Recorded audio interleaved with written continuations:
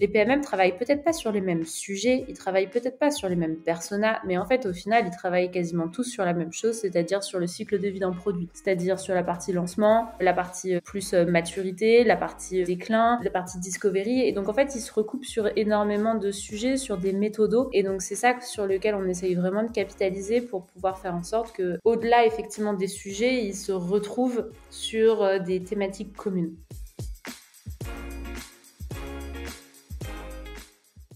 Hello, je suis Carlotta.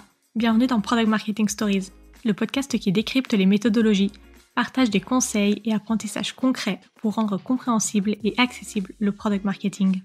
Dans cet épisode, Sophie, directrice du product marketing chez Lucas, nous explique comment son équipe est passée de 2 à 12 PMM en 2 ans. Alors j'ai voulu savoir quels ont été les facteurs clés de succès qui lui ont permis de faire croître cette équipe rapidement et de façon saine. Sophie nous partage avec transparence et bienveillance des conseils pour réussir à scaler une équipe de la phase de recrutement à l'onboarding, l'évolution du rôle du PMM pendant ces 2 ans pour remonter dans la chaîne de valeur produit, les avantages et désavantages d'avoir un rôle de management transverse et indirect, ses enjeux pour structurer et gérer une équipe de 12 PMM. J'espère que cet épisode vous aidera à faire passer votre équipe PMM à la vitesse supérieure. Bonne écoute!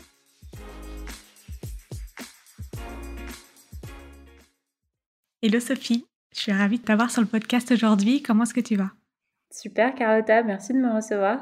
Est-ce que pour commencer, tu peux te présenter en quelques mots et nous dire ce que tu fais chez Lucas? Je m'appelle Sophie. Au niveau de mes études, j'ai eu un double cursus en droit et en histoire de l'art, suite à quoi j'ai fait une école de commerce en entrepreneuriat, l'EM Lyon. Je suis chez Lucas aujourd'hui depuis 5 ans. Lucas, c'est un SIRH qui permet de pouvoir gérer tout ce qui va être sujet RH, comme les notes de frais, les congés, les entretiens. J'ai d'abord été du coup directrice de la compte management là-bas, puis je suis passée PMM sur la partie paye et maintenant je suis directrice des PMM.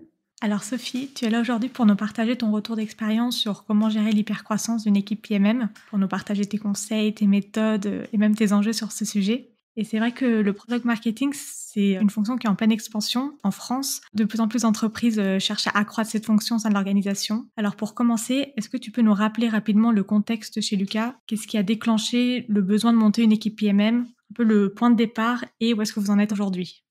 Alors historiquement, le métier de PMM chez Lucas, déjà ça s'appelait pas PMM et c'était un poste qui était centré sur vraiment la partie product launch marketing, donc vraiment le lancement produit, le go-to-market.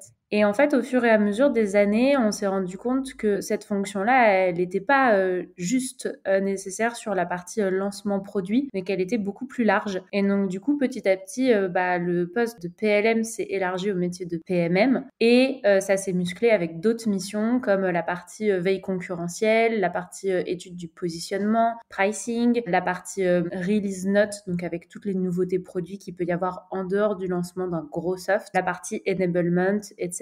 Et donc du coup, initialement, il y avait une personne qui s'occupait de faire la partie launch sur différentes softs à tour de rôle. Et donc rapidement, chaque gamme a souhaité se doter d'un PMM pour pouvoir avoir une personne à temps plein au sein de sa BU. Du coup, ça a été presque un besoin et une demande d'amener du PMM au sein des différents softs. D'ailleurs, si tu peux expliquer ce que c'est qu'un soft et d'une gamme, c'est ça? Exactement. Alors, chez Lucas, on va avoir plusieurs notions. On va avoir la notion de soft et on va avoir après la notion de gamme. Un soft, c'est un ensemble de features qui permettent de résoudre un problème. On aime bien donner l'exemple du tournevis versus le couteau suisse. Pour nous, un soft, ça répond à un problème. Donc, par exemple, on va avoir un soft pour répondre aux besoins de gérer les congés absences des collaborateurs. On va avoir un soft pour gérer la partie des notes de frais. Un soft pour gérer le besoin de formation. Un soft pour gérer la récupération et l'envoi des rémunérations en paye. Et donc ça permet de pouvoir composer des ensembles, des packages à la carte pour les clients qui ont peut-être besoin du soft A, B et C, mais pas du D. Et donc du coup, ça permet de pouvoir avoir une offre qui est vraiment très modulable derrière. Et du coup, aujourd'hui, vous êtes arrivé à combien de PMM pour combien de soft et par rapport à l'équipe produit aussi, comment est-ce que ça se structure?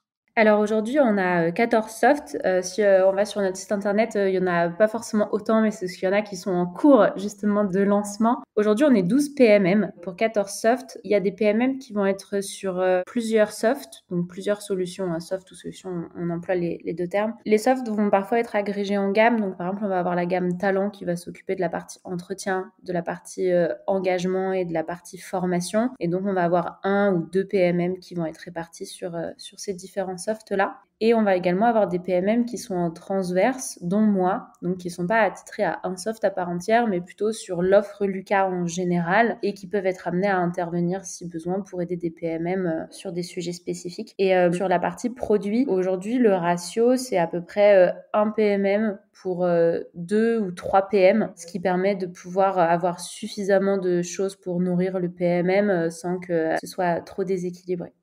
Et est-ce que, du coup, l'hypercroissance sur la fonction de ce rôle de PMM, finalement, elle a été voulue? Et est-ce que ça s'est fait au fur et à mesure? Tu disais, il y a eu des besoins, on nous l'a demandé, donc on est venu justement répondre à ce besoin. Est-ce que c'est venu tout d'un coup ou est-ce que vous l'avez fait progressivement? Alors là-dessus, c'est un peu une réponse de Normand, c'est moitié-moitié. Donc en gros, il y avait vraiment une personne qui était à temps plein sur la partie lancement au début. Et en fait, à partir du moment où on s'est rendu compte qu'on avait plusieurs lancements simultanés, on s'est dit, ok, en fait, quand il y a ça, elle peut plus rien faire d'autre. Et donc très rapidement, à partir de ce moment-là, on s'est dit, il faut mettre les efforts pour muscler la partie PMM. Et donc, il y a eu 3 ouvertures de postes en même temps, ce qui représente en soi un gros investissement. Mais à ce moment-là, on pensait que ce serait relativement stable et qu'on pourrait plafonner autour de 5-6 PMM. Et sauf que ça, c'était il y a un an et demi, et que maintenant, on est 12 PMM. Donc, un petit investissement de départ qui rapidement s'est montré insuffisant, et en fait, devant l'impact que pouvaient avoir les PMM, chaque BU rapidement s'est dit voilà, moi il me faut le mien, voire 2, pour que ça puisse être suffisamment complet sur tous les sujets que je listais au début, donc la partie concurrence, enablement, pricing, la partie nouveauté produit, go-to-market, etc. Est-ce que tu peux nous expliquer l'évolution des missions du PMM? Tu nous as un peu parlé justement au début, c'était très focus sur l'aval, la préparation des lancements, mais j'imagine que pendant cette période d'hypercroissance, il y a eu des évolutions, il y a eu potentiellement des loupés ou des essais. Est-ce que tu peux nous en dire plus sur justement cette période de 1 an où vous avez vraiment grossi en termes d'équipe? Donc effectivement, au départ, très centré sur la partie go-to-market, et puis une fois qu'on considérait que le produit était suffisamment entre les mains des sales, il y avait un nouveau lancement qui se faisait, et donc du coup, la personne changeait de BU et donc de scope. Désormais, le PMM va vraiment avoir une vision 360 sur son soft, puisqu'il est au sein de son équipe produit. Ça va lui permettre d'avoir une connaissance qui est beaucoup plus pointue sur son soft, sur son marché. On a des vraies différences de persona entre les différentes solutions. Et donc, du coup, en restant comme ça dans l'équipe produit, en faisant partie des personnes qui restent, des membres pérennes, il va avoir une vraie mission, du coup, de challenger. Il va être légitime, en fait, pour pouvoir aller challenger les PM quand ça va être le moment d'arbitrer la roadmap. Donc ça, c'est assez intéressant. Aujourd'hui, les grandes missions d'un PMM, soit le PMM est en fait en train de lancer un produit, et dans une boîte en hypercroissance de base, en fait, les lancements produits, il y en a toujours beaucoup. C'est pas parce qu'il y en a eu beaucoup dans le passé qu'on en a plus. Là, en ce moment, il y en a 3, par exemple. Donc, c'est vraiment quelque chose de colossal. Mais après, pour ceux qui sont pas forcément en période de lancement, il y a toute la partie vie du produit. S'assurer que toutes les nouvelles fonctionnalités qui sortent, elles soient communiquées, elles soient intégrées en interne, mais aussi en externe. Il va y avoir une partie coordination assez importante avec la squad qui permet de mutualiser à la fois les personnes du côté produit,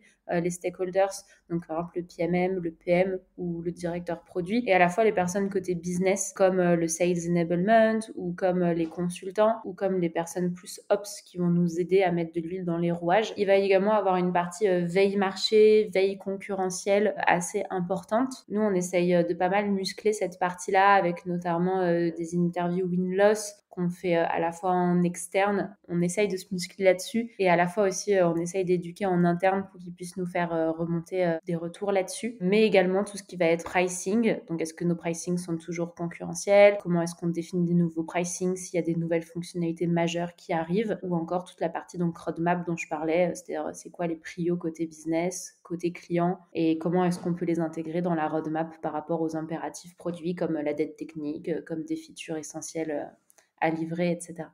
Super intéressant. Donc au final, le PMM, il a vraiment la vision 360 du métier, j'ai envie de dire, sur le périmètre qui lui est attribué, c'est ça? Ouais, exactement. À la fois la vision et les interlocuteurs qui vont avec. C'est-à-dire que non content de pouvoir voir en fait son produit être commercialisé du marketing jusqu'à la partie account management, où ça peut être fait en cross-sell, etc. Et en fait, il va avoir tous ces interlocuteurs-là comme collègues sur lesquels s'appuyer pour améliorer et faire en sorte que les différents freins à chaque étape soient levés. C'est assez intéressant, c'est assez riche. Il faut avoir une bonne curiosité pour pouvoir avoir un niveau de connaissance suffisant sur chacun de ces interlocuteurs-là. Par rapport aux équipes plus customer facing, sales, customer success, etc. Comment est-ce que du coup vous le gérez? Parce que j'imagine qu'il faut éviter le goulot d'étranglement où il y a 5 lancements en même temps et du coup comment est-ce qu'on le priorise? Comment est-ce qu'on fait du sales enablement cross gamme ou cross soft? Comment est-ce que du coup vous arrivez à vous organiser pour s'assurer qu'il n'y a pas ce goulot d'étranglement justement? Là, c'est le moment pour moi de dire Joker parce qu'on est en plein dedans. Donc, si jamais il y a des auditeurs qui nous écoutent et qui sont en plein dedans aussi, n'hésitez pas à me contacter pour qu'on en parle. Mais c'est exactement la question. En fait, on a des personnes côté business qui sont généralistes. Donc, qui sont pas spécialisées ni sur un soft ni sur une gamme. Ce qui fait qu'elles doivent monter sur l'intégralité des 14 softs. C'est beaucoup, on le sait. Et donc, il y a de vraies discussions aujourd'hui sur la partie, est-ce que on priorise les communications? Est-ce que c'est côté business qui se spécialise? D'un point de vue calendrier, comment est-ce qu'on fait coïncider des roadmaps de BU qui font chacune une vingtaine de personnes côté produit, voire plus? On n'a pas encore la recette miracle, mais on travaille dessus. Bon, peut-être dans un an, on refera un interview et tu nous donneras du coup la recette. Exactement.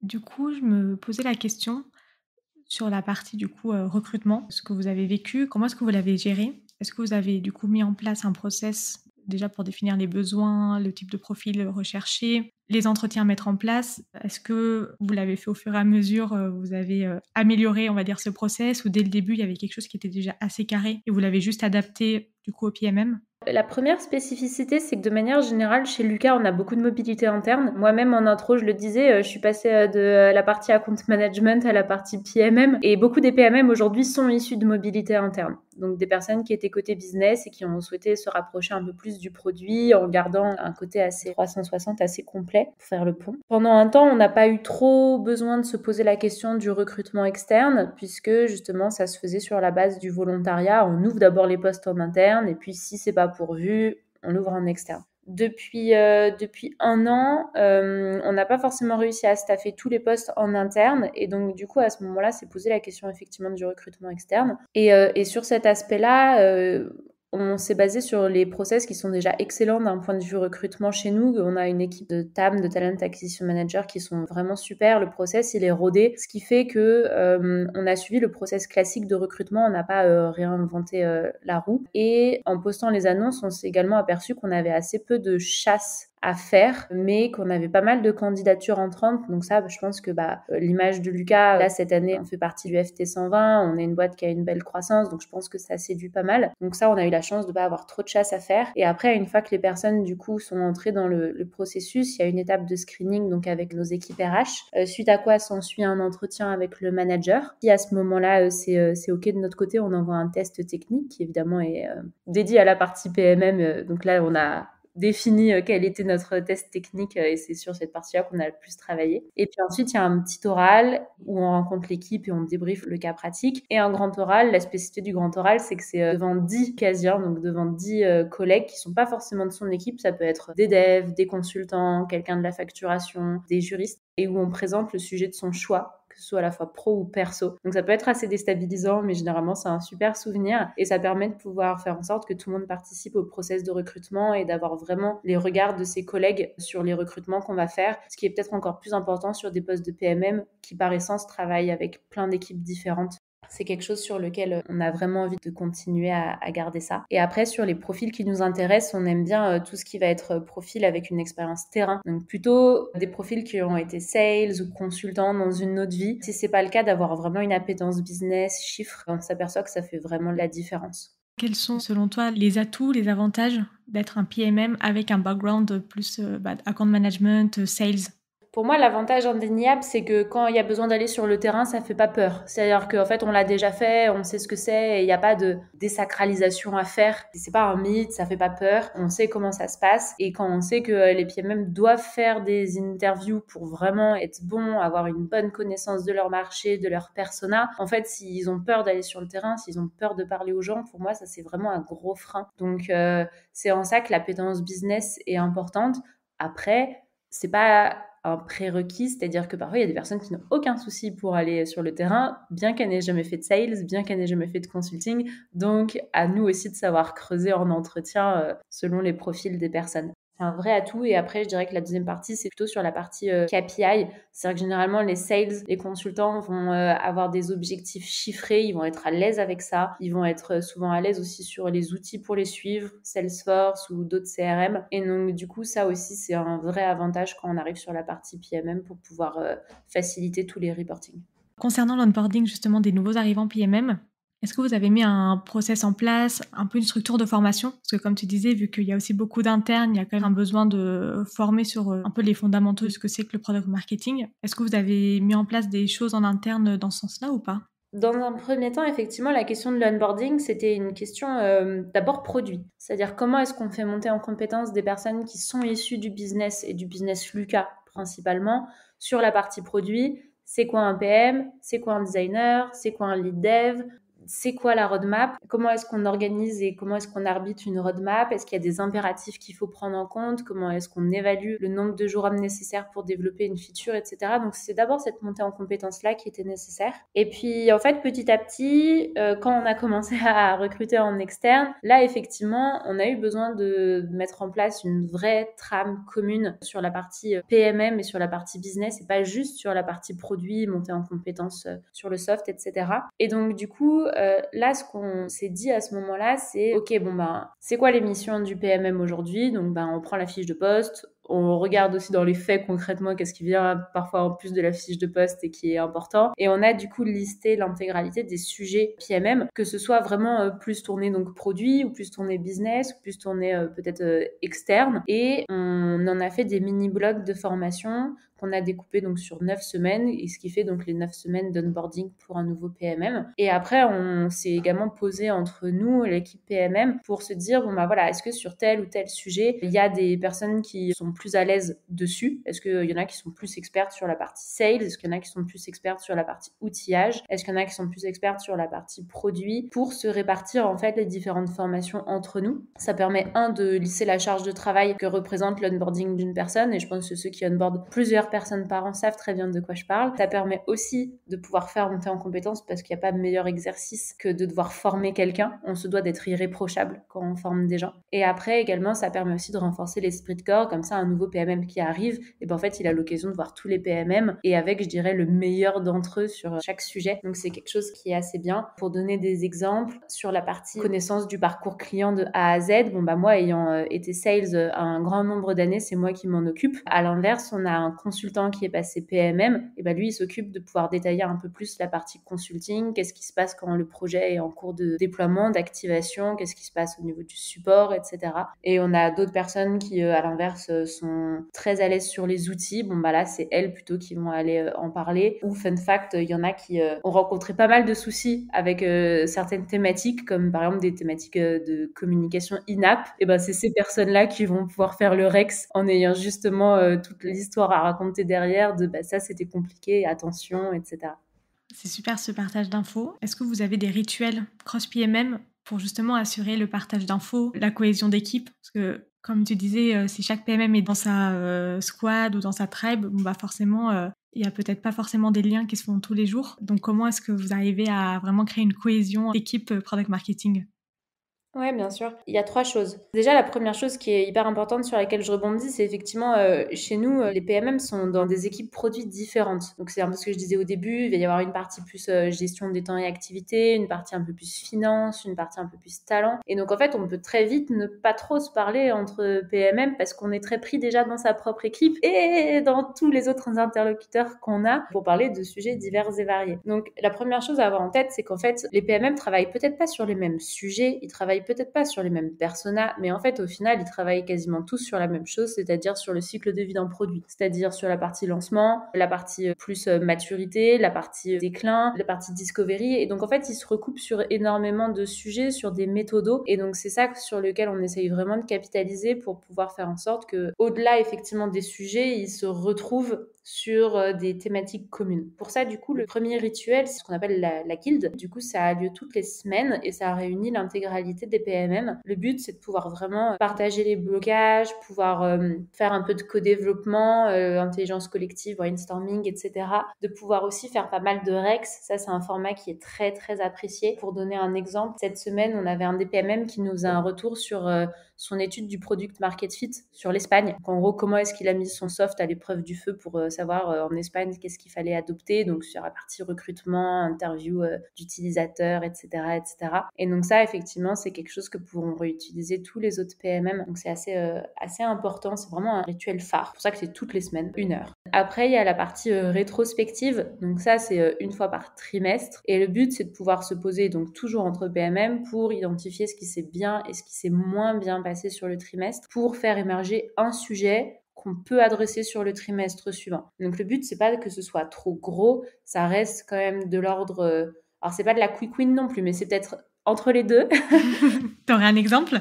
Ouais, bah là, par exemple, sur ce trimestre-là, c'est ce que je disais tout à l'heure, on se pose sur le sujet des calendriers, comment faire en sorte qu'on ne se cannibalise pas entre PMM, que les lancements n'arrivent pas en même temps. Mais ça, c'est déjà un énorme sujet. Du coup, on a choisi l'étape déjà d'en dessous, de se dire, bon bah déjà, en fait, de quoi on parle quand on parle de problématiques de calendrier? Est-ce qu'il y a d'autres calendriers qui posent souci, par exemple? Est-ce que la communication auprès de nos clients, il y a également ce sujet-là? Est-ce que d'un point de vue campagne marketing, ça peut être également le cas? Donc déjà, en fait, de lister toutes les problématiques de calendrier qu'on peut avoir pour ensuite se poser vraiment la question de la solution et pas trop vite partir bille en tête en disant, OK, ben on va faire ça, alors qu'en fait, peut-être qu'on exclut toute une partie des problèmes. Et après, la dernière chose, c'est l'off-site. Ça, je suis un peu obligée d'en parler parce que j'ai juré de mon sang, on en ferait un. En fait, c'est 1 ou 2 journées de travail en dehors des bureaux qui nous permettent de pouvoir travailler tous ensemble sur des, pour le coup, vraiment grosses problématiques et de sortir de ces 2 jours avec un vrai rendu, un livrable. Et évidemment, si ça se fait dans une maison qui est sympa, avec un peu de soleil, etc., c'est encore mieux. Et donc ça, on va regarder pour pouvoir en organiser un dans les prochains mois. Et la rétro, ça dure combien de temps du coup ? C'est 1 heure aussi. Ok. La première demi-heure, voire même plutôt les 20 premières minutes, c'est le moment où on peut faire un peu les plus et les moins sous forme de post-it verts et de post-it rouges. Ensuite, il y a la partie regroupement des post-it. Donc, OK, bah toi tu dis ça, ça va un peu avec ce que je dis ici. Et on fait vraiment émerger des grosses boules de sujets. Et après, il y a une partie vote où on décide de se focaliser sur une de ces boules-là, sans pour autant exclure les autres. Mais en tout cas, l'objectif commun du trimestre, ce sera un des tas de post-it qui aura été formé.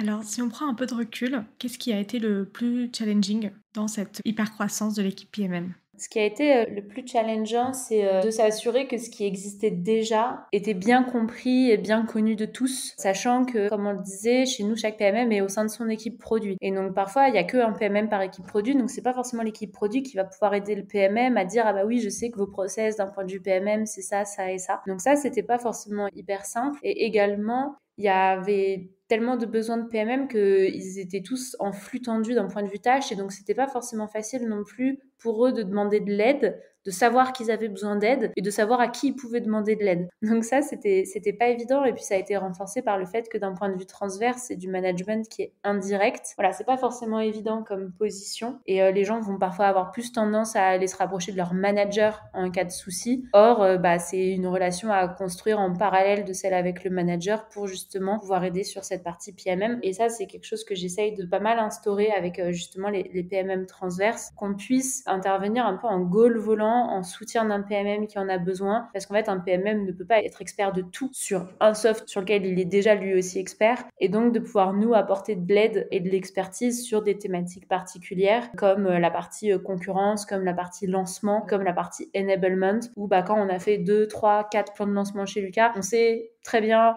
quels sont un peu les paniers de crabes qu'il peut y avoir, et donc on peut aider le PMM à éviter de tomber à l'intérieur. Et justement, si on rentre un peu plus dans le détail de ton rôle, c'est vrai que tu as une casquette qui est assez transversale. Tu es très focus du coup sur la partie process, management, coaching PMM. Est-ce que tu pourrais nous dire, selon toi, les principaux avantages, désavantages d'avoir ce type de rôle ? Sur les avantages, je dirais qu'il y en a 2. Il y a déjà l'avantage pour mes interlocuteurs. Donc, mes interlocuteurs, ça va être les PMM, évidemment, mais ça va être aussi les managers de PMM. Donc, ça va être de pouvoir vraiment faciliter les échanges avec un interlocuteur unique. J'ai pas parlé dans les interlocuteurs des interlocuteurs côté business, mais évidemment, toute la partie enablement, ops, plutôt que d'aller parler à 12 PMM, ils vont parler à 1. Et donc ça, déjà, ça facilite quand même grandement la vie. Surtout que chaque équipe produit a vraiment sa manière de s'organiser. C'est un peu en mode start-up dans la scale-up et donc avec des process qui peuvent être différents. Donc vraiment une personne, un interlocuteur précis, ça c'est quand même vraiment pratique. C'est également pratique pour la partie manager de PMM quand vient le moment des évaluations, de pouvoir savoir qu'est-ce qui se fait ailleurs, même également pour la partie recrutement, de pouvoir savoir quel est le niveau de standard attendu, c'est quand même vachement utile pour pouvoir prendre des décisions. Après, le deuxième avantage, c'est très égoïste, mais c'est pour moi, c'est-à-dire que sur la partie account management dans mon ancien poste chez Lucas, j'avais déjà cette vision un peu 360 où en fait on navigue entre la partie acquisition, la partie fidélisation, la partie produit, etc. Là en fait je retrouve un peu ça, c'est-à-dire le fait d'être au centre du réacteur et d'être vraiment genre au milieu entre la partie business et la partie produit, et c'est hyper riche, hyper intéressant. Ça va très vite, faut pas avoir peur d'être décoiffé, mais moi c'est ça qui me drive. Après il y a un désavantage de cette fonction transverse quand même, et par désavantage en fait j'entends plus un point d'attention, c'est-à-dire que c'est quelque chose sur lequel il faut jamais relâcher, c'est le fait que c'est du management indirect. Donc ça veut dire que parfois il faut redoubler de communication et de sens, il faut vraiment insuffler du sens, de la vision, et il faut également prendre en compte les impératifs qu'il peut y avoir au niveau de chaque équipe produit. Est-ce que telle équipe produit, elle est en sous-charge, elle est en sous-effectif? Est-ce qu'ils ont des gros lancements en cours? Et ça, il faut le prendre en compte quand on travaille avec des personnes comme ça. Et pour ça, il n'y a pas de secret, il faut développer beaucoup de confiance et d'exemplarité et être là quand il faut. Et puis après, j'ai envie de dire que c'est un cercle vertueux qui se met en place, quoi. Pour terminer, selon toi aujourd'hui, quel est ton enjeu actuel concernant la croissance et ou le management de cette équipe? L'enjeu principal pour moi, c'est que les PMM réussissent à prendre suffisamment de hauteur sur leurs solutions et leur marché. Quand on est dans une boîte qui grossit très vite, le risque, en fait, c'est que le PMM ne fasse que de la communication de feature. C'est-à-dire qu'en fait, il a à peine fini de communiquer sur la dernière qu'il est déjà en train de préparer la communication de la prochaine. Et donc, pour moi, le risque, c'est d'être trop concentré sur la partie enablement, de rédiger des contenus sans se poser la question de l'adoption de ces contenus, de l'utilisation de ces contenus. Et ça, de réussir à trouver le bon niveau de prise de hauteur, c'est vraiment l'enjeu crucial. On fait jamais, je pense, assez de veille concurrentielle, d'interview utilisateur. Je connais pas une seule personne qui est satisfaite vraiment du temps qu'elle consacre à ces parties-là. Mais en fait, si c'est pas le PMM qui le fait, cette analyse de positionnement, de pricing, personne ne le fait. Donc, il ne s'agit pas de déléguer la partie enablement parce que c'est le PMM qui connaît le mieux, je dirais, le concentré de son produit, le concentré des nouvelles features. Le côté business, ils ne peuvent pas l'inventer. Mais il faut trouver ce juste milieu pour que le PMM garde quand même une bande passante pour faire toute cette veille externe qui est essentielle et sans laquelle, en fait, le produit va droit dans le mur si jamais c'est pas fait. Et si tu as un conseil à donner ou une erreur à ne pas faire pour des entreprises qui justement souhaitent faire grossir leur équipe PMM, qu'est-ce que ce serait ? Une des parties sur lesquelles on s'est un peu cassé les dents, c'est la grille de compétences. Je le disais au début, pour nous, en fait, à un moment PMM, avec 4-5, on pouvait tourner. Et donc, du coup, on n'a pas forcément appliqué ce qui existait déjà d'un point de vue RH au global chez Lucas, avec les différents paliers pour monter en compétences, etc. Donc, type junior, confirmé, senior, manager, etc. Et en fait, on s'en est mordu les doigts parce que l'équipe a grossi tellement vite que du coup, notre grille de compétences n'était pas adaptée. Et si on avait utilisé d'ores et déjà ce qui existait d'un point de vue RH, et ce qui était donc pas très compliqué à adapter, il suffisait de faire un copier-coller, et on aurait été beaucoup moins embêtés qu'on a pu l'être à un moment. Donc mon conseil, c'est s'il existe déjà des choses, des process RH en interne, surtout dans une boîte qui grossit vite, les appliquer et ne pas par simple pensée que l'équipe sera peut-être petite ou quoi que ce soit, les exclure, ça peut causer des petits couacs en cas d'hypercroissance d'une équipe. Merci beaucoup Sophie pour ce partage d'expérience. C'est un sujet qui est passionnant. Si ça te va, on passe aux 3 dernières questions de la fin. Allez. Alors, quelle est la prochaine personne ou le prochain sujet que tu aimerais écouter sur ce podcast ? Alors, j'ai vu qu'elle était intervenue sur LinkedIn récemment. C'est Mélanie Rolic que j'aimerais qu'on écoute sur ce podcast. C'est donc du coup la première PMM. Alors, elle n'avait pas forcément ce titre-là au tout début, mais c'est la première PMM chez Lucas. C'est elle qui a travaillé sur énormément de go-to-market dans la boîte. J'ai du coup travaillé main dans la main avec elle sur la partie account management pour toutes les parties bêta, etc. Et depuis, elle a vu pas mal d'autres structures. Donc, je pense que sur le sujet comment on lance un produit, elle a pas mal de choses à dire. Je prends note. Est-ce que tu aurais un livre ou une ressource que tu recommandes ? Du coup, moi, quand je suis passée PMM, j'ai suivi une formation au sein de la Product Marketing Alliance qui m'a pas mal plu, notamment en fait sur le côté assez américain, et là-dessus, ça rejoint le podcast que tu avais avec Mathieu Segui, mais sur le fait qu'ils ont une vision assez différente de la nôtre, ou en tout cas, je dirais plus mature et peut-être un peu plus complète. Et du coup, leur site est assez riche et leur newsletter également. Ils font pas mal d'articles de blog qui permettent d'ouvrir les chakras sur ce sujet-là. Et quand je parlais justement de prise de hauteur du PMM et de pouvoir vraiment travailler sur des sujets plus macro, concurrence, marché, eux sont assez bons pour pouvoir donner des idées là-dessus. Donc, allez voir sur le site de la Product Marketing Alliance, c'est assez complet. Et où est-ce que les auditeurs peuvent te contacter pour te remercier ou justement te poser une question, te donner des conseils sur les enjeux dont on a évoqué? Sur LinkedIn, c'est très bien. Après, s'il y en a qui sont motivés, moi, je suis en full remote depuis Cognac, en Charente. Donc, si jamais il y en a qui sont de passage dans le coin, n'hésitez pas. Je suis disponible pour un café. Trop bien. Écoute, merci encore, Sophie. Je pense que cet entretien il va beaucoup aider des entreprises qui veulent justement structurer le pôle PMM. C'est génial. Donc, encore merci. Avec plaisir. À bientôt. À bientôt. Merci d'avoir écouté cet épisode jusqu'au bout. Si l'épisode t'a plu, n'hésite pas à le partager sur LinkedIn en me taguant. Tu peux aussi me soutenir en laissant un avis 5 étoiles sur Apple Podcast et me laisser un commentaire. Ton aide est précieuse pour m'aider à faire connaître Product Marketing Stories et aussi m'encourager à créer davantage de contenu. Alors merci!